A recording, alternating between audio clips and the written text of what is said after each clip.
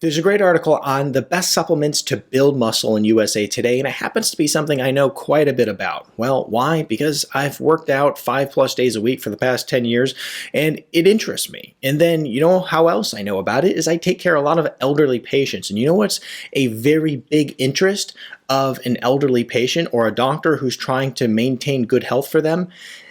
The big interest is maintaining lean muscle mass. It's a key to longevity. It's a key to health. Having low concentrations of fat on the body and high concentrations of lean muscle mass. So let's dive into this. And, I say that their article is interesting, but there's a lot of bad advice in it. And I'm going to break it down, help you understand it, and basically tell you what I do and what I think you should do if you care about building a little bit of muscle on your body.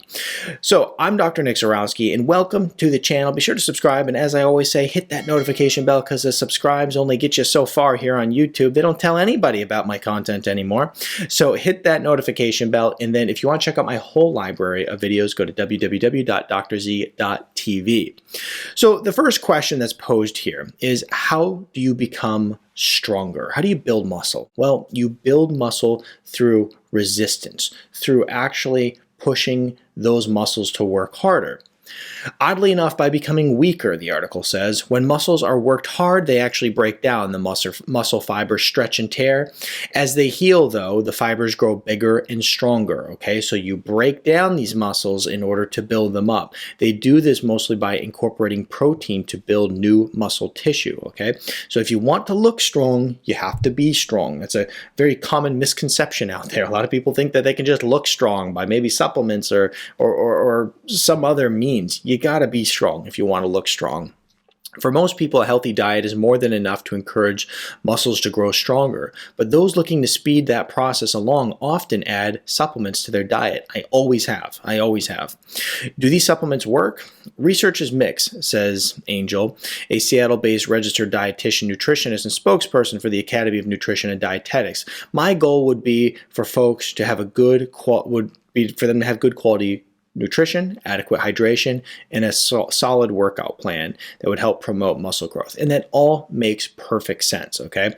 And I do that myself, okay? So it's just like adding a little bit on top in order to get you a little bit further. You add in that supplementation. So if you're somebody who's you just want to maintain good health and that's it, then you don't particularly need it. You don't need supplements for building muscle. You just need to go in and optimize quality nutrition. Now, indeed, the vast majority of Americans consume enough protein. We have a pretty high protein diet type of people here in America. Have you ever heard of anyone suffering from a protein deficiency? Absolutely. As a matter of fact, I just had a individual who was actually having some pretty serious side effects. He was exercising really hard and he was feeling horrible. Turns out that he was just way under consuming protein. He's trying to lose weight and, so yeah, people do under consume protein. That definitely is a possibility. One certainly does not need to eat more than recommended amounts at one time to build muscle, says Yasi, a registered dietitian. Okay, now let's go and talk about protein shakes first, because this is the first thing that they recommend. Now, personally, myself, I'm not a fan of protein shakes, and I'll tell you why. First of all, they pack a lot of calories. Now, if you're trying to get the calories, I get it, okay? So I don't like protein shakes for that reason. I don't like protein shakes because most of them on the market are garbage. They have tons of fillers and additives and sweeteners and all kinds of bad stuff in them. So I don't like them for that reason. And then, of course, you get all those calories with it. I'm just not a fan of that. And I already mentioned it, but most people are trying to lose weight. They're not trying to gain weight. So if you're trying to lose the fat but build lean muscle, a protein shake probably isn't going to be your best bet. Most of these proteins out there are whey protein that people take, and a lot of it is very low quality. It causes digestive distress. Not a fan of that. You get these people who go into the gym and they consume these protein shakes and they have gas and bloating for hours after. In this article, they say milk can serve as a more economical option for a more expensive protein drink, but I'm not really a big fan of that either. I just don't like it. Now they go on to talk about amino acids, okay? And amino acids are my go-to. First of all, the amino acids I take have 5 calories, okay? I used to take a protein shake that had 150 calories, and it was a really good quality whey protein shake from grass-fed cows and A2 cows. And look, I'm not against it completely. If that's your thing, then go for it. But I personally wouldn't do it, and I don't typically recommend it.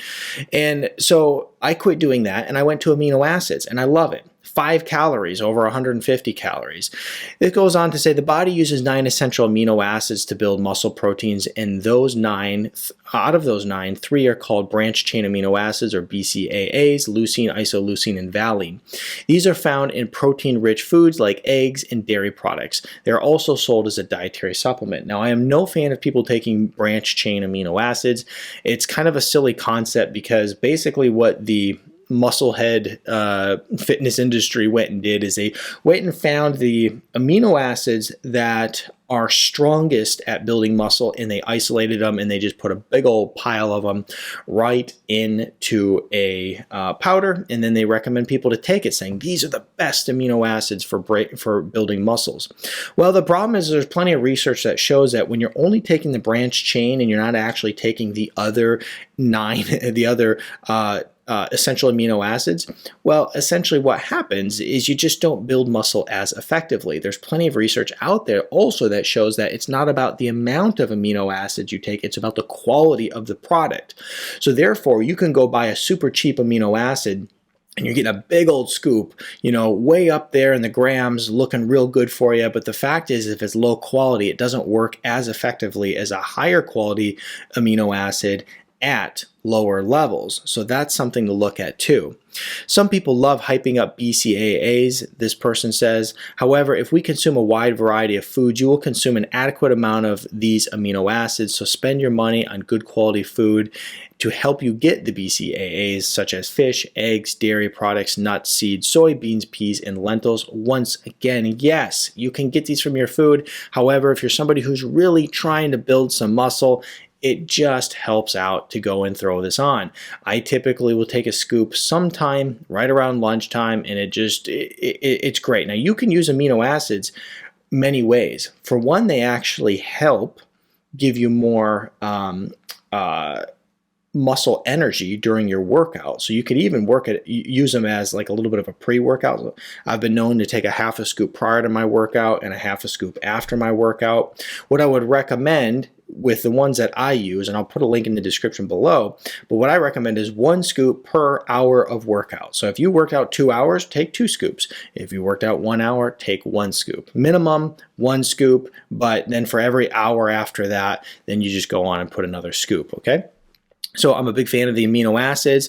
Now, other options. What are we talking? Other options. So antioxidants like vitamin C and vitamin E, antioxidants are always very good. They're talking about taking sodium bicarbonate. Helps with reduced lactic acid buildup. Not a big fan. Citrulline's an amino acid that helps dilate the blood vessels. And, that's good. Once again, just take the good broad spectrum essential amino acid and not the branched chain. You're going to be just fine. Betaine, I would not go look to betaine as a way to help you build muscle. And then HMB, a biochemical that may help stressed and damaged muscle cells restore their structural integrity and function. Also, not a fan of this. Okay, so what to know? Choose food first. Buyer beware. They say a bunch of the supplements out there are garbage, which I agree. Timing is key.